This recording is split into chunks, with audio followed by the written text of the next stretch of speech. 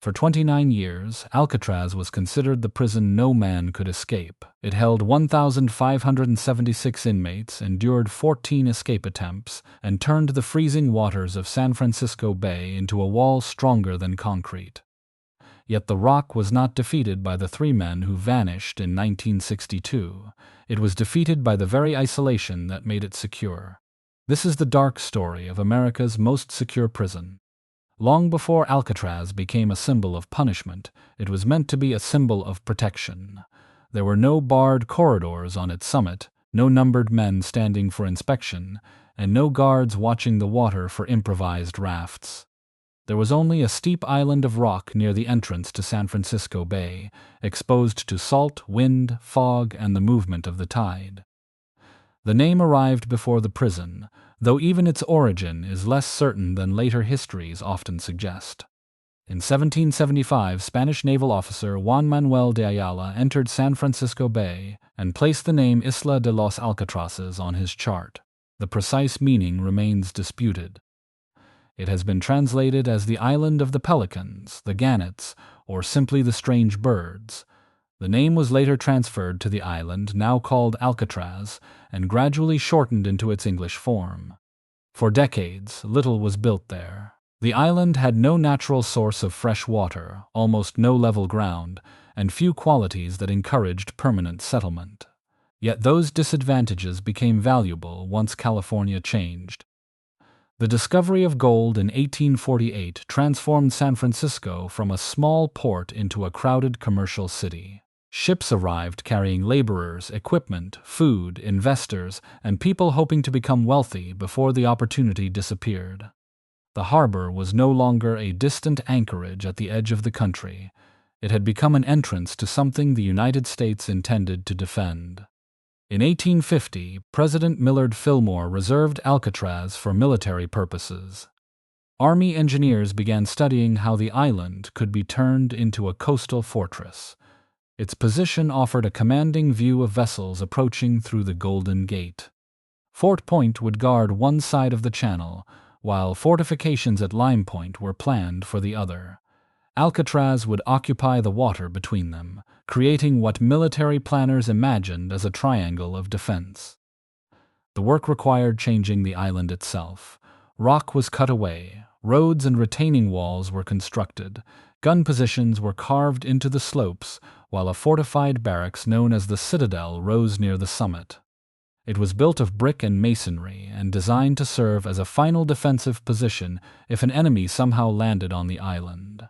Ammunition magazines, storehouses, workshops, living quarters, and defensive walls followed. What had appeared to be an inhospitable outcrop was being converted into one of the most heavily fortified military sites on the Pacific coast. Alcatraz also received a structure with a very different purpose.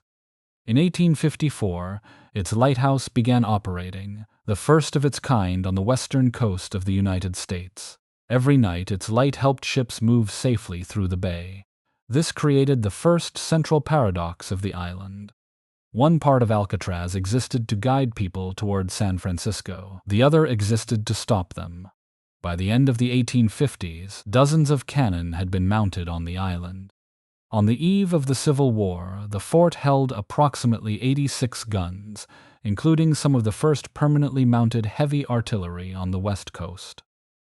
The number would change as older weapons were removed and newer ones installed, but the public meaning of the place was clear. Alcatraz was the stone guard at the harbor entrance. Its importance increased after the Civil War began in 1861. California remained in the Union, but Southern sympathies existed throughout the state, and federal authorities feared both internal sabotage and attacks by Confederate commerce raiders. Thousands of muskets and large quantities of ammunition were transferred to Alcatraz for protection. The island guarded not only the harbor, but also the weapons that could be used to defend it. No Confederate fleet ever appeared at the Golden Gate. The cannon of Alcatraz were never fired in battle. In 1863, the garrison fired a warning shot toward an unidentified vessel that had ignored harbor instructions.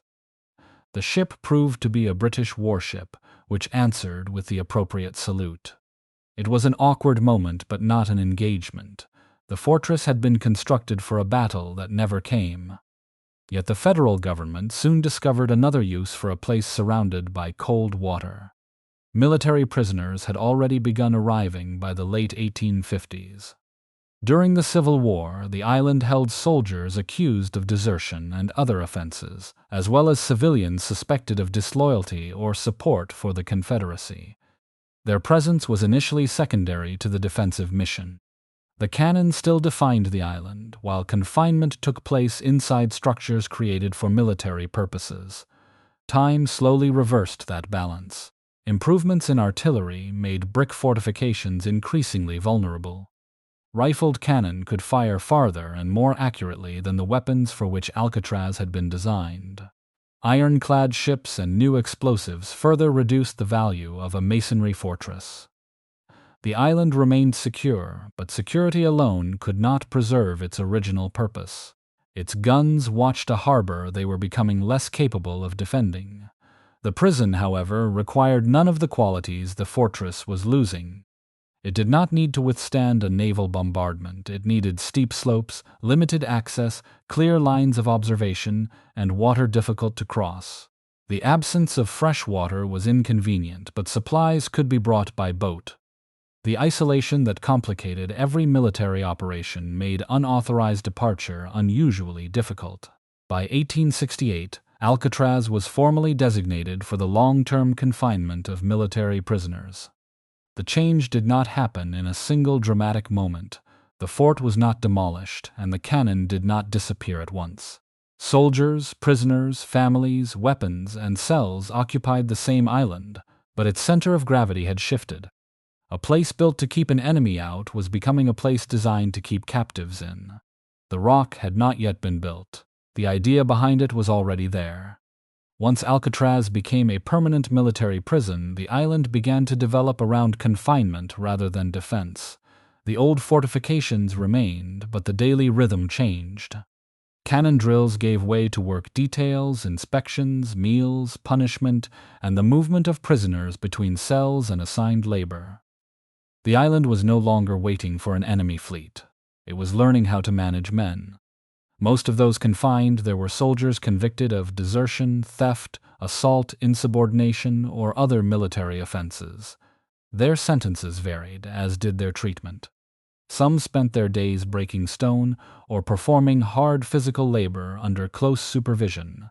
Others received work requiring greater trust. Prisoners maintained buildings, unloaded supplies, repaired equipment, cooked meals, cleaned officers' quarters, and tended the grounds. A few served as household workers for military families. Some were even trusted to care for officers' children. This was not yet the Alcatraz of locked steel corridors and constant surveillance. Many prisoners were secured in cells only at night. During the day, they moved through work areas, classrooms, and recreation spaces. Military officials hoped that discipline, routine, and useful labor might return at least some men to service. The island could be severe, but its purpose was not always permanent exclusion. For prisoners convicted of less serious offenses, it offered the possibility of training and eventual restoration to the army. Not everyone sent to Alcatraz was a soldier. The federal government also used the island to confine people whose resistance was political, cultural, or religious. Native American prisoners began arriving in the 1870s. The circumstances of some cases remain poorly documented, including that of a Paiute man known as Tom, who was transferred to Alcatraz in 1873 and shot by a guard 2 days later. The largest group arrived in January 1895. 19 Hopi men were taken from northern Arizona and transported hundreds of miles to San Francisco. Government officials described them as hostile, but their actions did not resemble the crimes later associated with Alcatraz. They had resisted federal land policies and refused to cooperate with a program that required Hopi children to attend government boarding schools. Those schools were part of a wider effort to replace native languages, beliefs, clothing, family authority, and community life with the practices approved by federal officials. Children could be taken far from home, have their hair cut, receive new names, and be punished for speaking their own language. The 19 men opposed this intrusion into their villages and families. Their refusal was treated as a problem to be corrected through confinement. On Alcatraz, they were assigned labor, including sawing heavy logs. Officials also took some of them to observe public schools in San Francisco, as though the sight of classrooms would resolve a dispute that was actually about authority, culture, and the right of a community to raise its own children. After nearly a year, the men were allowed to return home. They had not been converted into ordinary military prisoners. The government had used the island as pressure. Their confinement gave Alcatraz a meaning that would remain largely hidden beneath its later gangster mythology. Decades before the federal penitentiary opened, the island was already being used to isolate people whom the government found difficult to persuade, absorb, or control. Military expansion soon placed new pressure on the existing prison. The Spanish-American War brought a sharp increase in the number of incarcerated soldiers. Temporary structures and an upper prison were added, but the old citadel and scattered cell areas were not suited to a growing disciplinary institution.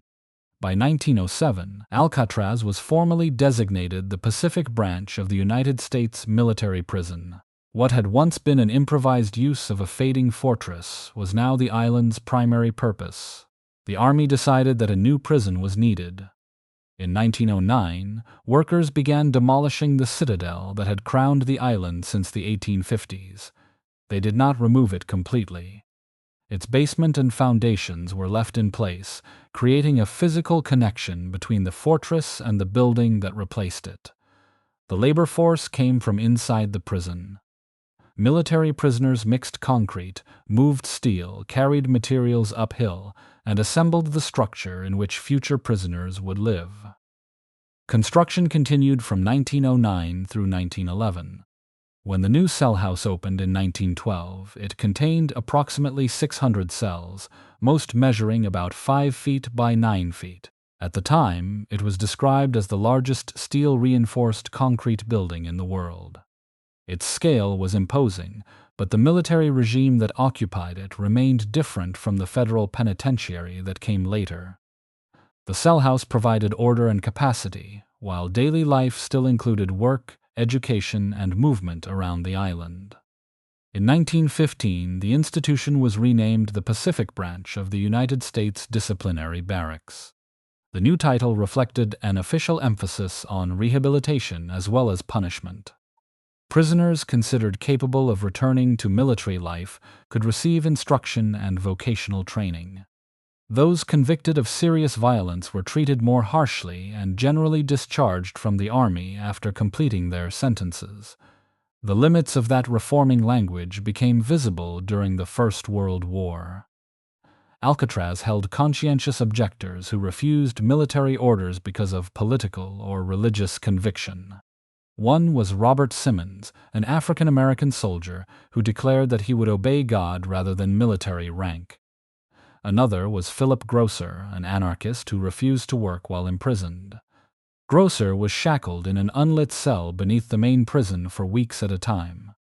In 1919, approximately 200 conscientious objectors and their supporters were transferred from Leavenworth to Alcatraz after a food strike.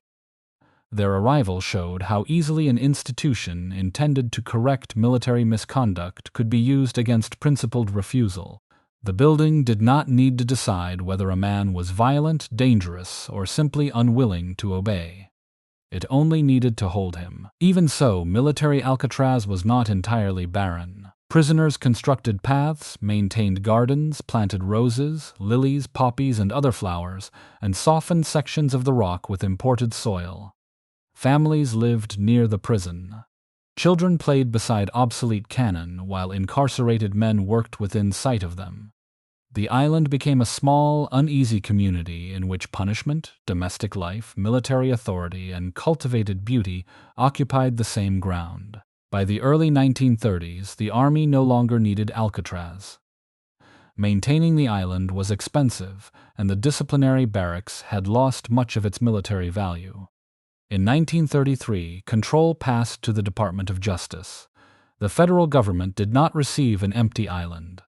It received a cell house with 600 rooms, built on the foundations of a fortress by men who were expected to remain inside it. The structure was already waiting, only its philosophy had to change. When the Department of Justice took control of Alcatraz, the United States was emerging from an era in which criminals had become national celebrities.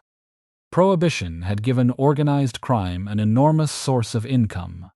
Automobiles allowed robbers to cross local jurisdictions quickly. Bank robberies, kidnappings, and public gun battles filled newspapers with names that became almost as familiar as those of elected officials.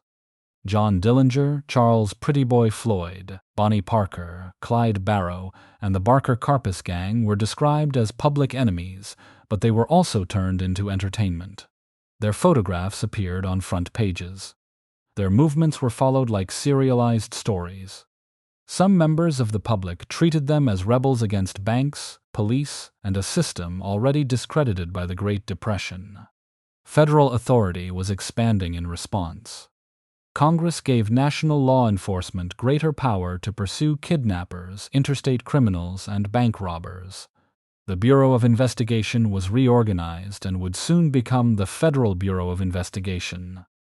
The Bureau of Prisons, created in 1930, began constructing a more centralized system for classifying and managing federal inmates. That system had a problem. Certain prisoners continued to escape, organize resistance, bribe officials, intimidate witnesses, or communicate with criminal networks outside. Others repeatedly violated rules at the institutions holding them. Scattering these men among ordinary penitentiaries allowed their influence to travel with them. Officials wanted somewhere they could send the prisoners whom other prisons could not control. Attorney General Homer Cummings and Bureau of Prisons Director Sanford Bates began planning a special institution. Sites as distant as Alaska were considered. The location needed to be remote enough to restrict contact with the outside world, yet close enough to transportation, courts, and federal administration to remain practical. Alcatraz offered a ready answer. It stood only a short distance from San Francisco, but the water created a separation that land could not.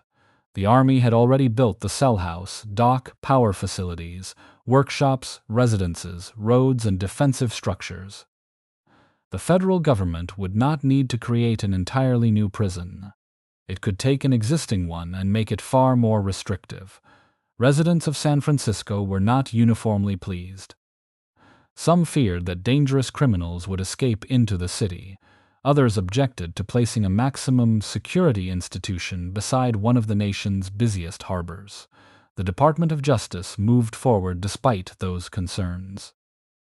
The island belonged to the federal government, and its isolation was too useful to surrender. The prison was officially described as an institution of maximum security and minimum privilege. That phrase revealed its purpose more clearly than the later legends. Alcatraz was not intended to hold every major criminal in the United States.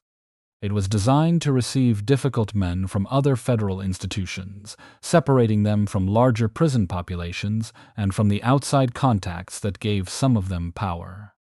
Officials called this the concentration model. The term referred to concentrating prisoners considered violent, disruptive, influential, or likely to escape in a single, tightly controlled institution. Alcatraz would function as a prison for the prison system. A man was not necessarily sent there because his original crime was more serious than anyone else's. He could be transferred because of what prison administrators believed he might do while confined. The man selected to run this experiment was James A. Johnston. He had already served as warden at Folsom and San Quentin, where he gained a reputation for combining strict discipline with practical reform. He supported education, work programs, medical care, and the idea that prisoners should be treated consistently rather than subjected to arbitrary brutality. He was not a man who rejected rehabilitation. That made his appointment to Alcatraz more significant. Johnston did not see discipline and reform as opposites. He believed order had to come first. A prison could offer useful work and fair treatment, but only after its authority had been established beyond dispute. At Alcatraz, that belief would be tested in its most concentrated form. Johnston had retired from prison administration when the Department of Justice asked him to take the position. He accepted and would remain warden for 14 years. He helped shape not only the rules but also the physical conversion of the military facility. The cell house built by Army prisoners was strong, but it had been designed for a less restrictive institution. Federal officials intended to remove every weakness they could identify. Ordinary bars were replaced in critical areas with hardened, tool-resistant steel. Gun galleries were enclosed so officers could watch the cell blocks without standing among the prisoners. Firearms were kept away from open corridors. New guard towers covered the shoreline and recreation yard. Windows were secured, fences strengthened, and doors connected to locking mechanisms controlled from protected positions. Metal detectors were placed along routes between the cell house, recreation yard, workshops, and dock. Tools used in prison industries had to be issued, counted, and returned. Boats approaching the island could be observed long before they arrived. The water became another controlled zone, patrolled whenever officials believed an escape might be underway. Security also depended on staffing. Alcatraz maintained an unusually low ratio of approximately 3 prisoners to every correctional officer. The men were counted repeatedly throughout the day and night.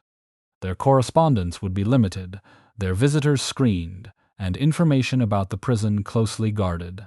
The institution's secrecy was not incidental. Uncertainty helped build its authority.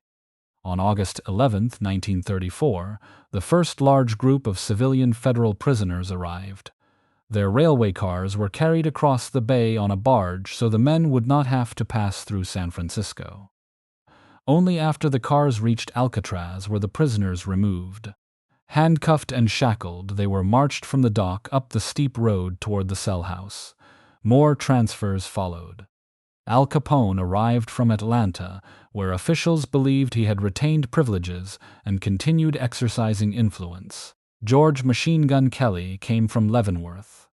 Harvey Bailey, Albert Bates, and other men associated with kidnapping, robbery, and escape were placed behind the same walls. Later arrivals would include Arthur "Doc" Barker, Alvin Karpus, and Robert Stroud.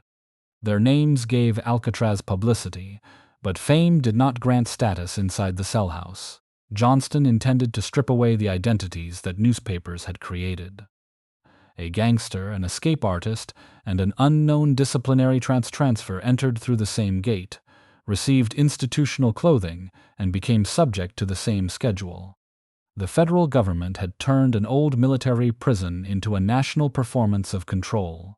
Every reinforced bar, protected rifle, repeated count, and carefully restricted letter carried the same message. The age of the celebrated outlaw would end at the water's edge. Alcatraz had been given its most famous prisoners. It was now ready to take away almost everything that had made them men in the outside world. Alcatraz was designed to appear severe, but it was not built around constant physical violence.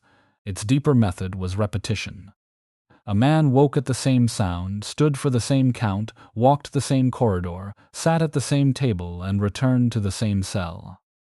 Days were made deliberately similar because administrators believed routine could accomplish what chains and beatings could not. It could teach obedience until obedience became habit. The morning whistle sounded at 6:30. Prisoners rose, dressed, made their beds, cleaned their sinks and toilets, arranged their possessions, and waited to be counted. Nothing in the cell was meant to be private from inspection. A bed, a small shelf, a wash basin, a toilet, a table, and a stool provided the basic furnishings. Each object had an assigned place. Disorder could be interpreted as disobedience. After the count, cell doors opened by section. Men moved through the corridor known as Broadway, past the clock at Times Square, and into the dining hall. Their movement was controlled by whistles and watched from protected positions. They sat where they were instructed, kept their hands visible, ate within the allotted time, and left when signaled. Food at Alcatraz was generally considered better than at many other federal prisons. Inmates were given adequate portions and could often eat as much as they wanted. This was not simply generosity. Warden Johnston understood that poor food was one of the most common causes of unrest inside prisons. Feeding men properly removed a predictable grievance. Even the dining hall revealed how carefully ordinary life had been turned into a security problem. Hundreds of prisoners and staff occupied the room at once. Kitchen utensils were counted. Bones that could be sharpened were removed from certain meals. The temperature of coffee was monitored because hot liquid could become a weapon. 14 tear gas dispensers were mounted above the room and could be activated from outside. After breakfast, prisoners returned briefly to their cells before work assignments began. Those who had earned the privilege might be sent to the laundry, tailor shop, cobbler shop, maintenance details, kitchen, dock, or prison industries.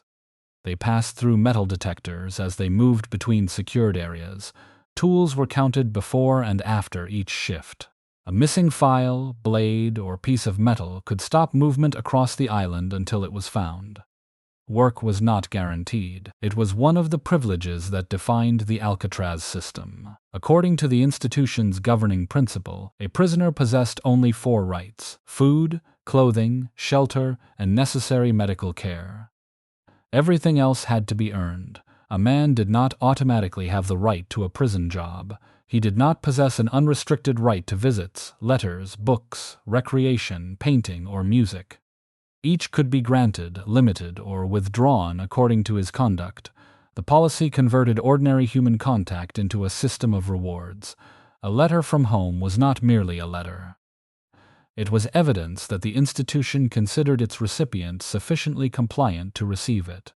Correspondence was inspected and censored.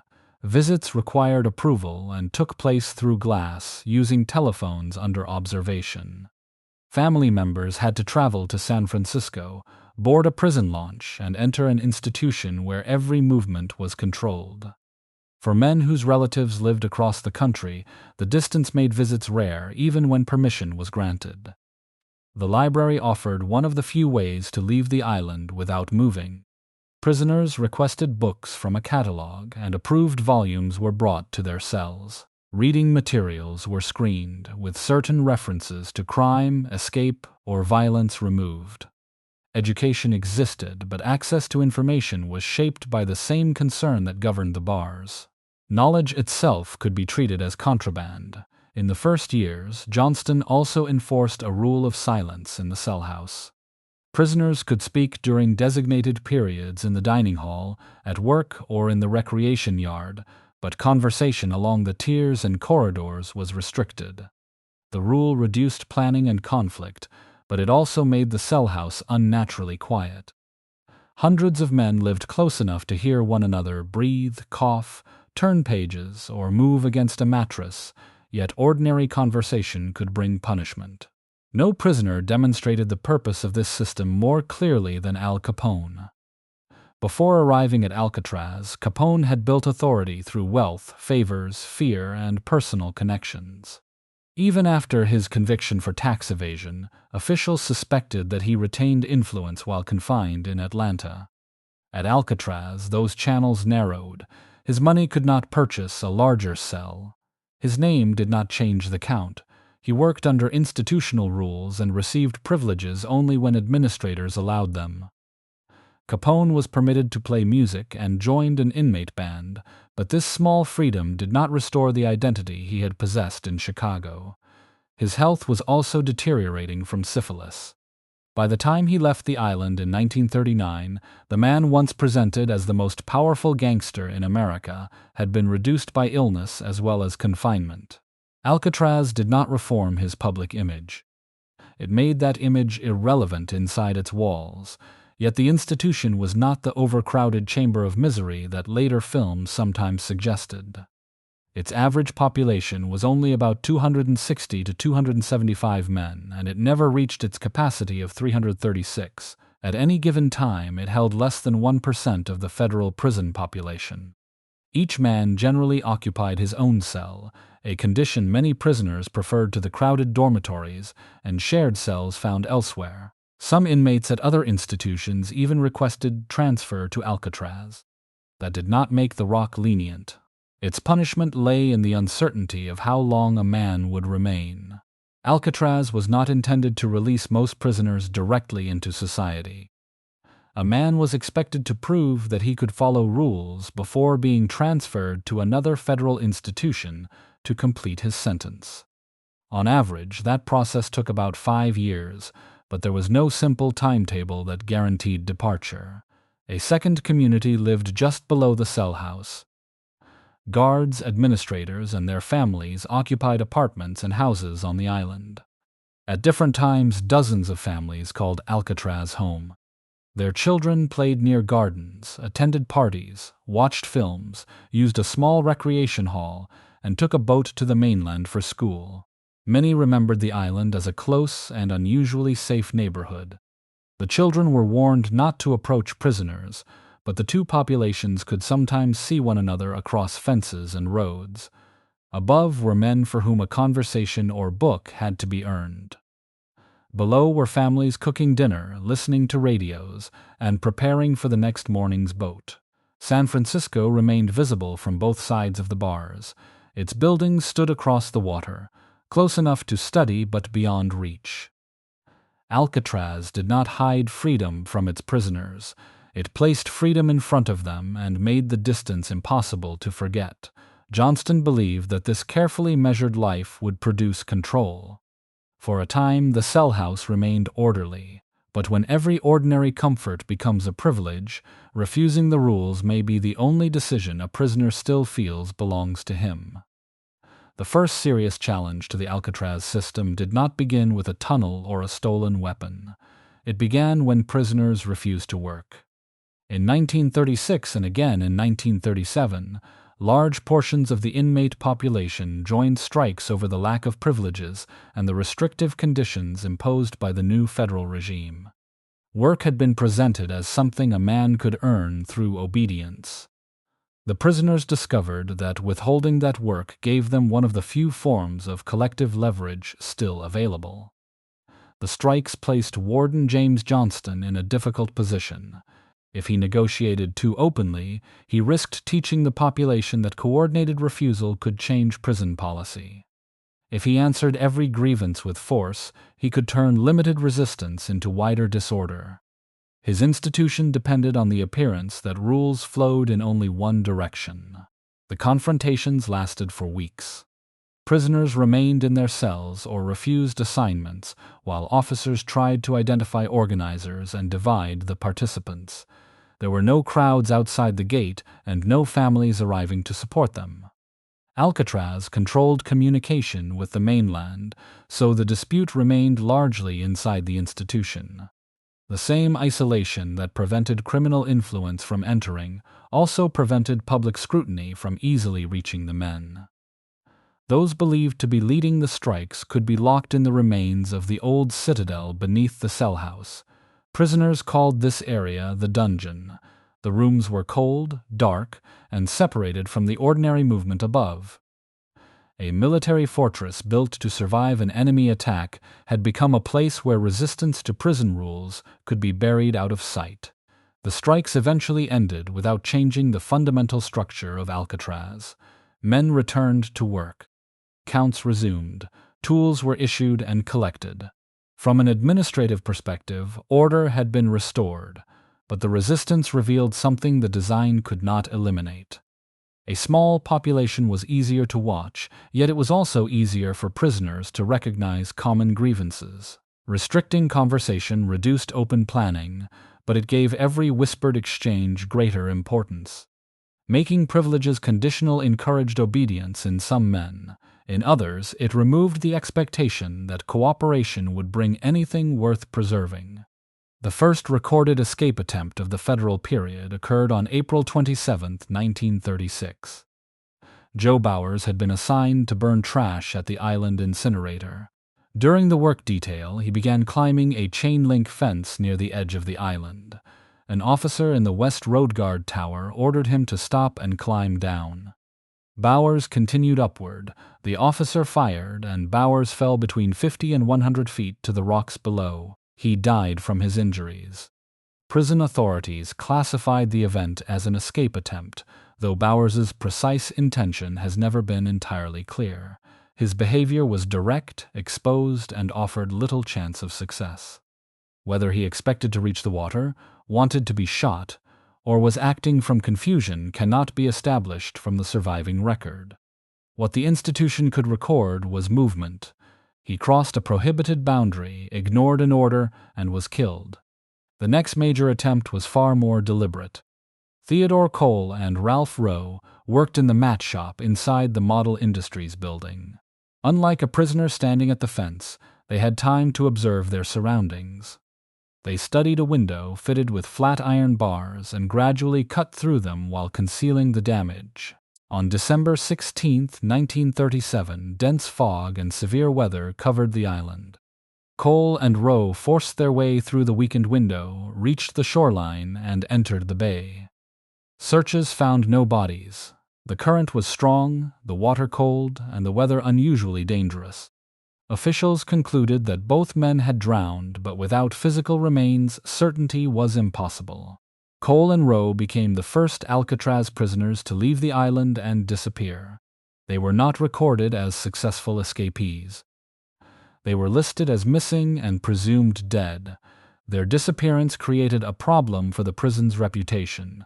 A captured man could be displayed as proof that the system worked. A body could demonstrate what the bay did to those who challenged it. Missing men left an unanswered space between failure and freedom. The water had always been treated as the final wall of Alcatraz, but it was not a wall that produced evidence. It carried things away. Fog removed witnesses. Currents broke roots into possibilities. The prison could prove that Cole and Rowe left the building. It could not prove where their journey ended. 5 months later, another group chose violence. On May 23, 1938, James Limerick, Jimmy Lucas, and Rufus Franklin attacked Correctional Officer Royal Klein with a hammer while working in the woodworking shop.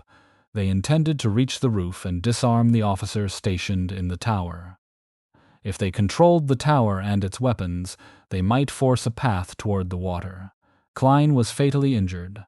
The tower officer fired on the escaping prisoners, killing Limerick and wounding Franklin. Lucas and Franklin survived and received life sentences for Klein's murder. Their attempt demonstrated how quickly an ordinary work assignment could become a security breach. The institution needed prisoners to cook, clean, repair, and produce goods. Each job placed men near tools, windows, doors, and routines that could be studied. The most ambitious attempt of the decade came from inside the isolation unit. Arthur Doc Barker, Dale Stamfill, William Martin, Henry Young, and Rufus McCain spent months cutting through the flat iron bars of their cells. On January 13, 1939, they bent additional bars covering a window and escaped from the cell house. They reached the western shoreline but could go no farther. The men had no completed raft or boat.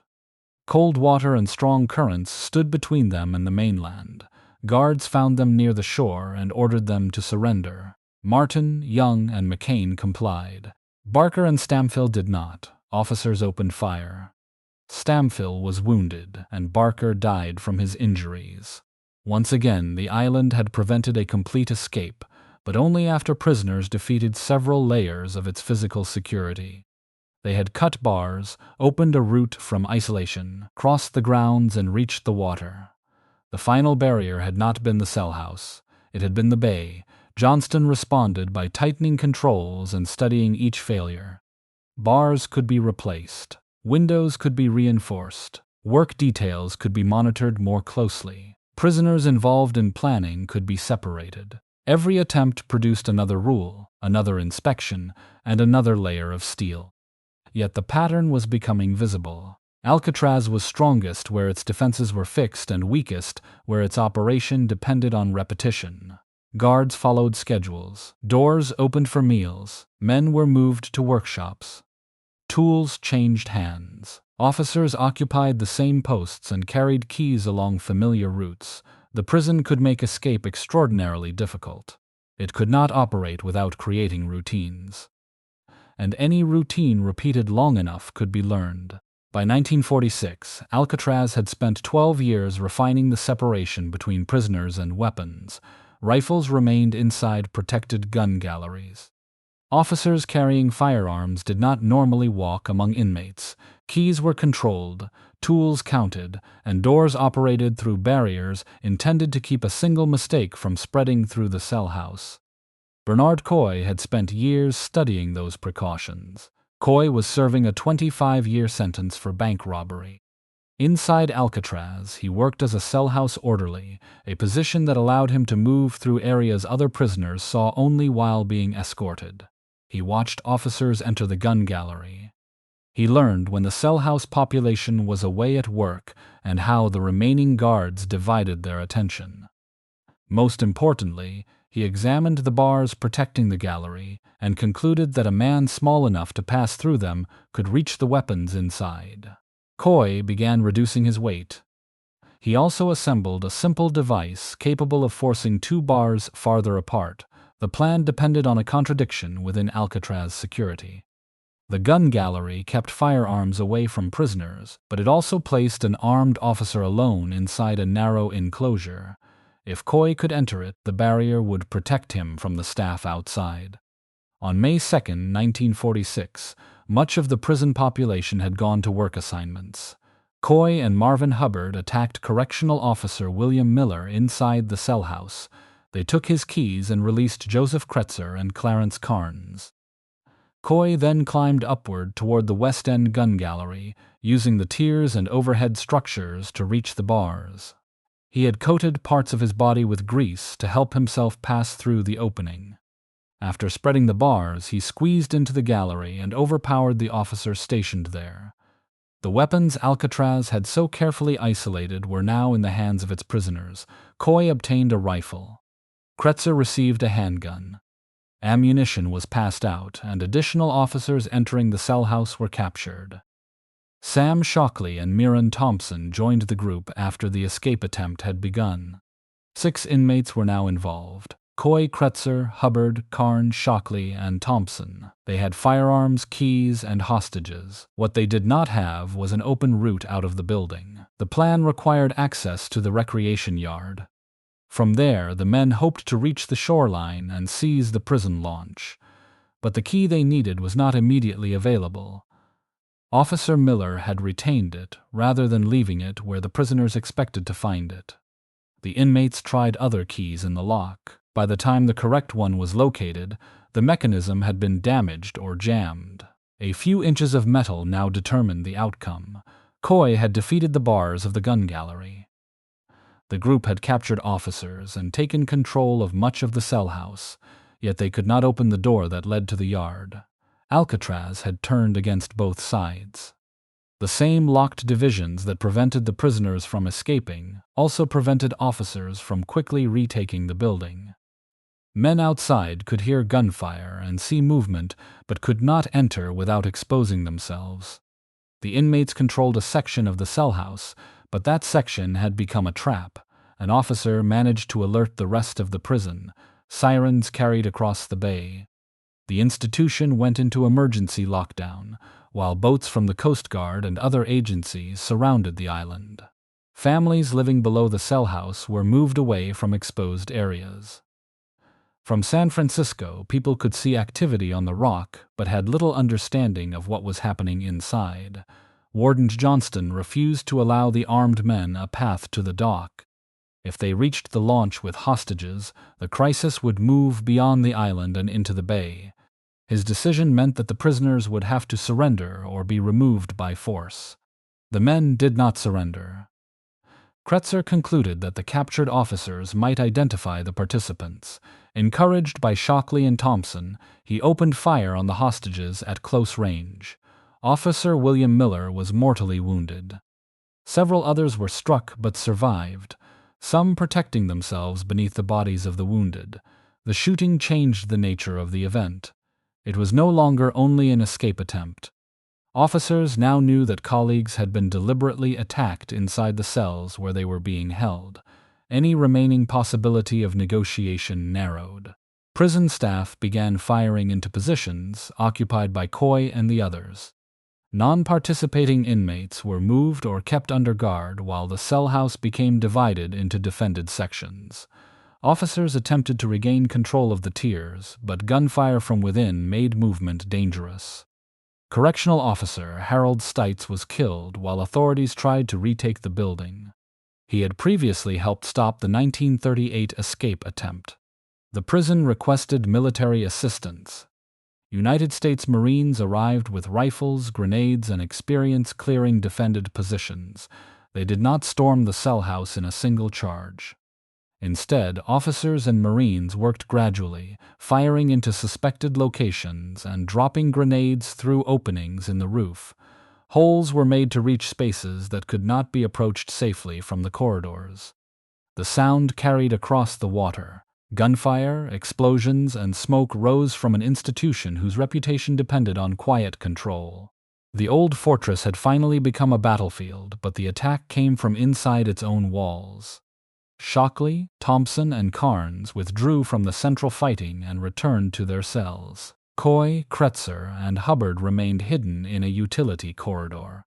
They had no clear route to the yard, no access to the dock, and no realistic way to leave the island. Still, the confrontation continued through May 3 and into the following day. On May 4, officers entered the final defended area. Coy, Kretzer, and Hubbard were found dead together in the corridor. The battle had lasted 3 days. 2 correctional officers and 3 prisoners were dead. Approximately 18 officers had been injured. The surviving participants were prosecuted. Clarence Carnes avoided execution, in part because the evidence indicated that his role in the killing of the hostages had been more limited. Shockley and Thompson were convicted of murder and later executed in the gas chamber at San Quentin. Johnston remained warden for 2 more years. The prison had prevented an escape which allowed officials to say that its central promise remained intact. No armed prisoner reached the yard, no launch was taken, no one crossed the bay, but the cost changed the meaning of that success. Alcatraz had contained the men only after officers were killed, Marines were summoned, and explosives were dropped into the cell house. The institution had proven that it could stop an escape even after prisoners obtained guns. It had also shown what stopping one might require. After the Battle of 1946, Alcatraz returned to routine. Damaged areas were repaired, weapons secured, procedures revised, and the dead replaced by other men. James Johnston retired as warden in 1948. The institution continued under new leadership, still carrying the reputation established during his tenure. But the cell house was aging. Salt air entered through windows and ventilation openings. Moisture worked into concrete poured half a century earlier. Pipes leaked behind the cells. Metal corroded where officers could not easily see it, while repeated repairs concealed problems without removing their causes. Alcatraz remained difficult to leave, but parts of its security now depended on material that was slowly becoming easier to break. Frank Morris arrived in January 1960. His record included burglary, bank robbery, and repeated attempts to escape from other institutions. He was not physically imposing, but he was observant and experienced in the practical problems of confinement. Later that year, John Anglin was transferred to Alcatraz. His brother Clarence followed in early 1961. The 3 men had known one another in previous prisons. They were assigned cells near one another in B Block. A 4th prisoner, Alan Clayton West, occupied another nearby cell and joined their planning. Behind each cell was a small ventilation opening. Beyond that opening lay a narrow utility corridor containing pipes and spaces normally inaccessible to prisoners. The vent covers appeared secure, the surrounding walls were not. Years of moisture had weakened sections of concrete around the openings. Beginning late in 1961, the men quietly enlarged the holes. They used old saw blades, sharpened pieces of metal, spoons, and a homemade drill powered by the motor of a broken vacuum cleaner. The work was slow. A series of closely spaced holes allowed small sections of wall to be removed without creating the noise of a single violent break. Music helped conceal the sound. Morris played his accordion during the approved music period, while scraping and drilling continued. When the men stopped working, they covered the damaged areas with false vent grills made from cardboard and other materials painted to resemble the cell walls. From the corridor, an officer looking through the bars would see what appeared to be an intact opening. Once the holes were large enough, the men entered the utility passage behind their cells. Pipes provided a route upward to the unguarded space above the cell blocks. There, beyond the regular sight lines of officers, they created a workshop. The materials came from inside the institution. More than 50 rubberized raincoats were stolen or collected. The men cut and joined them to make life preservers and a raft approximately 6 feet wide and 14 feet long. They sealed the seams using heat from exposed pipes and pressure from a heavy board. Wooden scraps became paddles. A concertina was adapted to inflate the raft. The workshop also produced the objects needed to buy time. The men built dummy heads from a mixture of plaster-like material, cement fragments, paper, paint, and soap. Hair swept from the prison barber shop was attached to the surface. The faces were crude at close range, but they were not meant to withstand examination. They only needed to resemble sleeping men when seen in dim light from outside the cells. Meanwhile, the group searched for a way out of the building. Above the cell block, a ventilation shaft led toward the roof. Its cover was secured by metal fastenings. The men loosened it and created a false bolt from soap, leaving the opening apparently undisturbed until the night they intended to use it. Every part of the plan depended on routine. Officers expected to see heads on pillows. They expected vent covers to remain in place. They expected sounds during music hour. They expected the space above the cells to be empty, because prisoners were not supposed to have access to it. On the evening of June 11, 1962, Morris and the Anglin brothers placed the dummy heads in their beds and entered the utility corridor. West was unable to remove the final section covering his opening. He had used material to secure the false grill, and it would not come free in time. The others could not wait without increasing the risk of discovery. They left him behind. Morris, John Anglin, and Clarence Anglin climbed the pipes, collected their equipment, opened the roof ventilator, and emerged above the cell house. They crossed the roof, descended near the bakery, climbed fences, and reached the northeastern edge of the island. There, hidden from most guard positions, they inflated their raft and entered San Francisco Bay. The night counts did not reveal what had happened. Officers saw the shapes beneath the blankets and the heads resting on pillows. It was not until the early morning check on June 12 that a guard reached through the bars and disturbed one of the figures. The head rolled from the bed and struck the floor. 3 cells were empty. Alcatraz went into lockdown while the Federal Bureau of Investigation, Coast Guard, Bureau of Prisons, and local agencies began searching the island and surrounding water. Alan West provided investigators with details of the plan. Within days, searchers recovered a packet of letters wrapped to protect them from water. Pieces of wood resembling paddles and fragments of rubber were also found. A homemade life preserver washed ashore near Cronkite Beach. Another paddle was recovered near Angel Island. The physical evidence established that the men had reached the water. It did not establish what happened next. The bay contained no population of large man-eating sharks, despite one of the most persistent Alcatraz legends. The real dangers were less theatrical: cold water, powerful currents, darkness, fatigue, and an uncertain route. A trained swimmer could cross sections of the bay. Prisoners who could not study the tides openly and had limited opportunities to condition themselves faced much longer odds. Investigators found no confirmed theft of clothing or a vehicle on the mainland, even though the escape plan reportedly required both. Interviews with relatives produced no verifiable evidence that the men had made contact. No body was conclusively identified as one of the escapees. No credible financial, employment, or travel record proved that any of them began a new life. Later in 1962, another prisoner demonstrated that the water was not an absolute barrier. John Paul Scott escaped through a kitchen window and attempted to swim toward San Francisco. Currents carried him away from his intended course, but he was found alive near Fort Point, exhausted and suffering from severe hypothermia. His survival proved that a crossing was physically possible. It did not prove that Morris or the Anglins had completed theirs. The Federal Bureau of Investigation continued examining claims for 17 years. Photographs, reported sightings, family stories, and alleged communications appeared, but none supplied proof strong enough to resolve the case.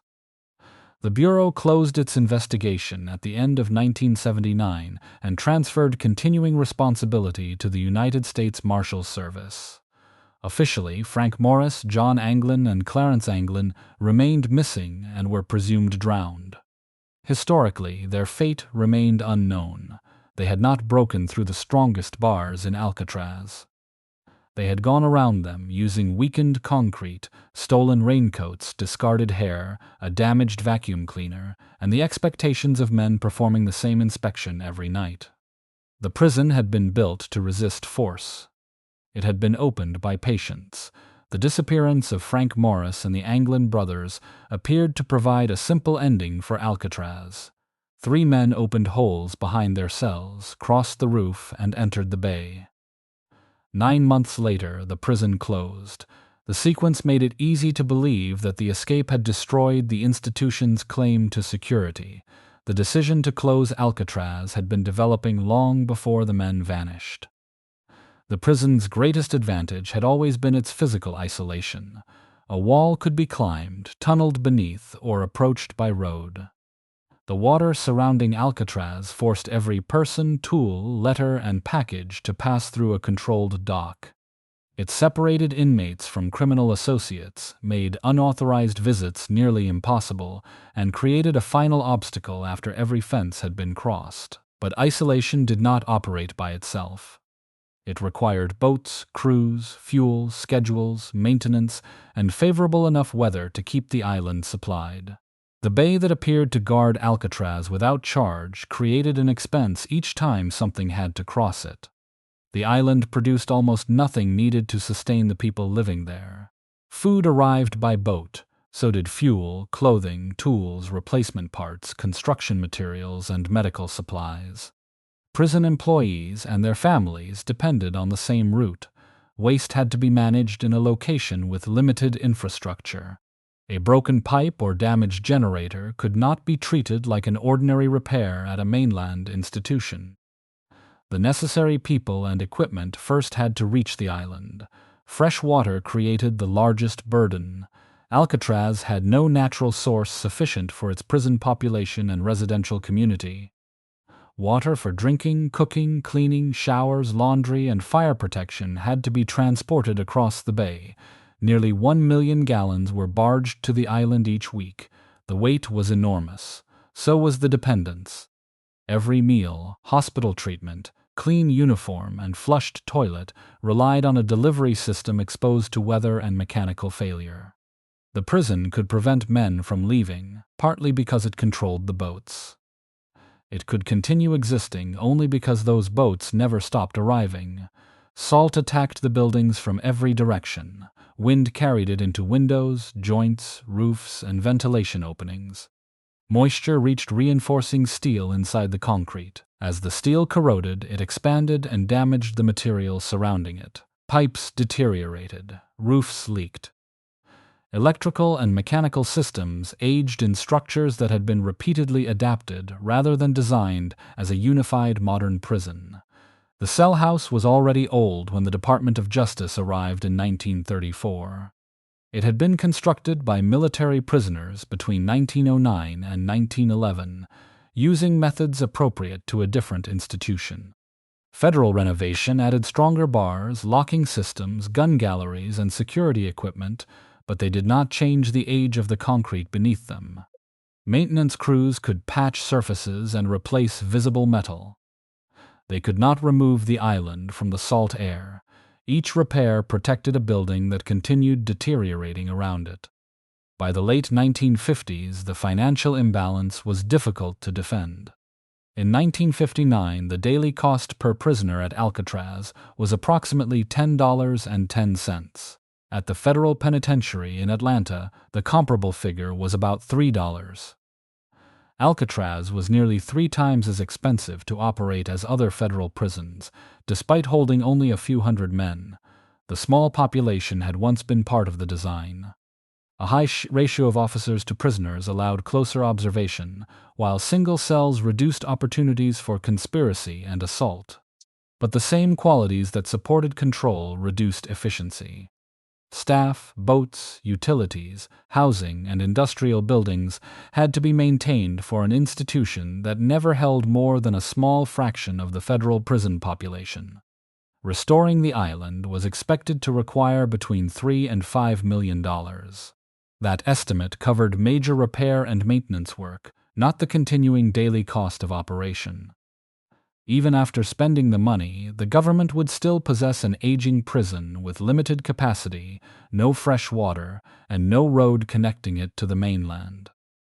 The Department of Justice had to decide whether preserving Alcatraz was worth more than replacing it.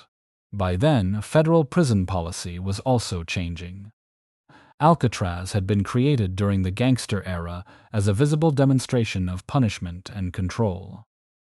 Its purpose was to remove difficult men from other institutions and subject them to a restricted environment until they could be transferred elsewhere. It offered work and some educational activities, but rehabilitation had never been the building's central promise.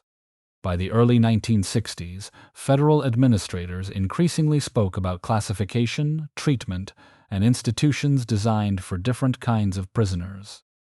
A prison whose reputation rested on isolation and minimum privilege belonged to an earlier public argument. It remained famous, but fame was not an operational advantage. Attorney General Robert F. Kennedy approved its closure. The new federal penitentiary at Marion, Illinois, could perform the high-security role on the mainland without requiring a weekly water barge or exposing every building to the bay. Transferring the mission was cheaper than rebuilding the symbol. The 1962 escape confirmed that Alcatraz was deteriorating, but it did not create the deterioration. Morris and the Anglins had enlarged vents through concrete already weakened by years of moisture. Their plan revealed the age of the structure in a form the public could understand. It did not begin the discussions that ended the prison. On March 21, 1963, Alcatraz Federal Penitentiary closed after 29 years. The remaining prisoners were searched, restrained, and escorted down the same road earlier arrivals had climbed in shackles. Boats carried them away in groups for transfer to institutions elsewhere.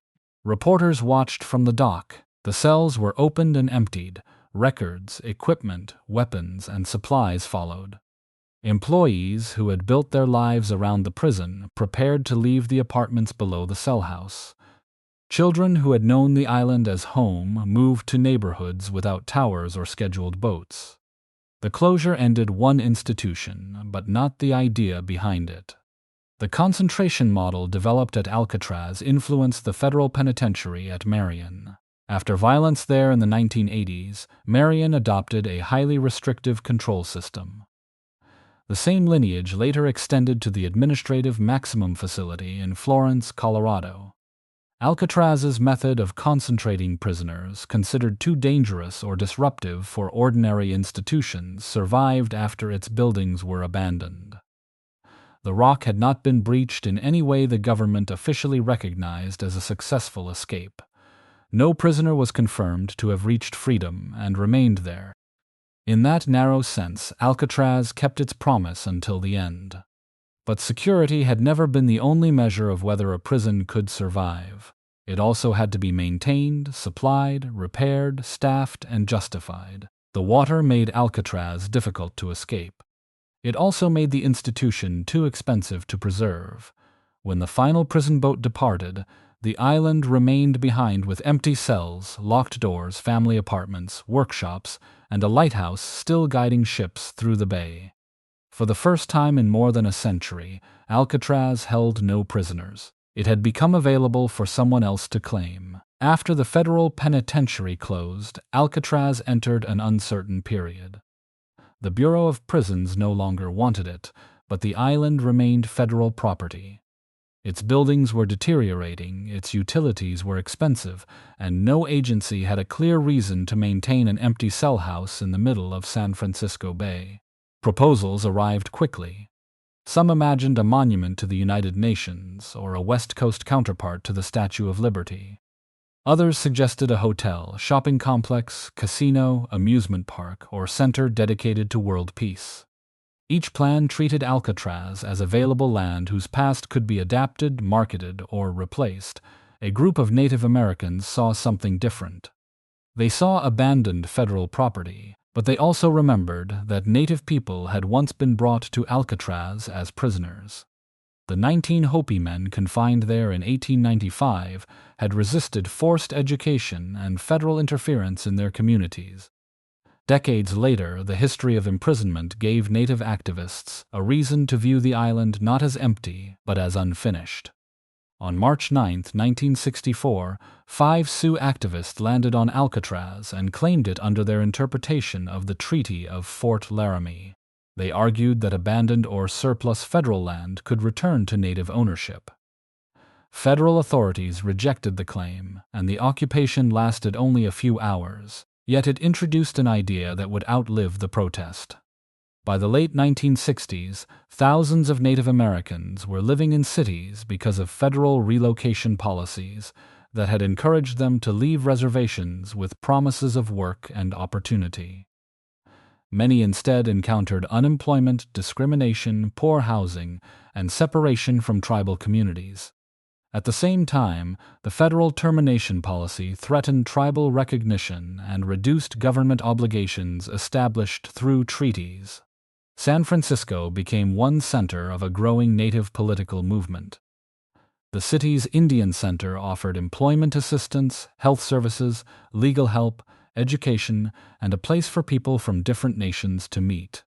When the center burned in October 1969, the loss intensified the search for a new cultural and organizational home.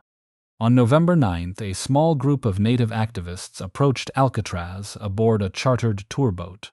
Several jumped into the cold water and swam toward the island, but the effort did not establish a lasting presence. 11 days later, they returned with a larger and more organized group. Before dawn on November 20, 1969, 89 men, women, and children landed on Alcatraz. They called themselves Indians of all tribes. Among the organizers were Mohawk activist Richard Oakes and Lanada Warjack, a member of the Shoshone-Bannock tribes and a student at the University of California, Berkeley. They did not come to reopen the prison. They proposed an Indian university, cultural center, spiritual center, ecological research facility, and museum. They wanted a place where Native languages, history, art, and political thought could be taught by Native people rather than interpreted for them by federal institutions. Their proclamation offered to purchase Alcatraz for $24 in glass beads and cloth, deliberately recalling the traditional account of the purchase of Manhattan. The language contained dry irony. The occupiers described Alcatraz as suitable for an Indian reservation because it had no fresh water, poor soil, inadequate transportation, few employment opportunities, and no industry. Conditions the government considered unacceptable for a modern prison resembled those it had imposed on many Native communities. The abandoned institution began to function as a settlement.